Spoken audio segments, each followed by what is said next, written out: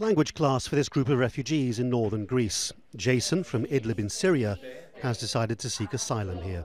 They'll all need Greek anyway, because they'll be here for months or even years, so slow is the bureaucracy.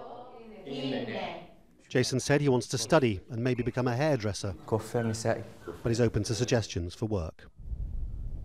Across this country, similar scenes are happening. The rest of Europe has decided that Greece can cope, more or less.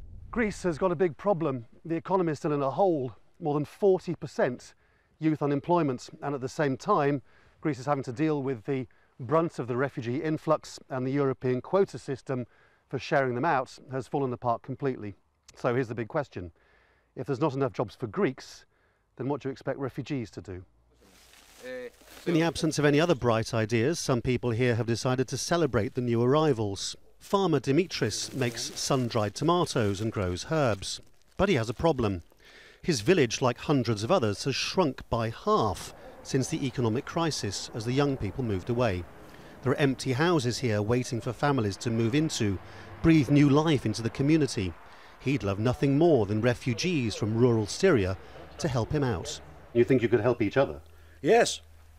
If the refugees want to stay here, we can do many things together. So the idea came from a local organisation working with refugees. It argues that Greece's economic crisis could be partly solved by the refugee influx. Not cheap labour, but cooperative farms, giving the new arrivals an economic stake and encourage them to stay.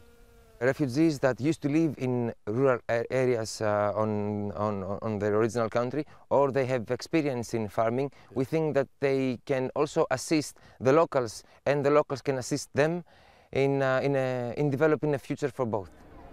In the camps, it's becoming clear what happens when refugees can't access the jobs market. Aid groups are warning of a huge spike in drug abuse by refugees, stuck for years in a shipping container. Cannabis is sold alongside fruit on the roadside under the noses of the police at the camp. Male refugees selling their bodies has become common as well. They are buying drugs, have some people using heroin also, or crystal in the camp, and they are just because depressed and just because don't have any hope.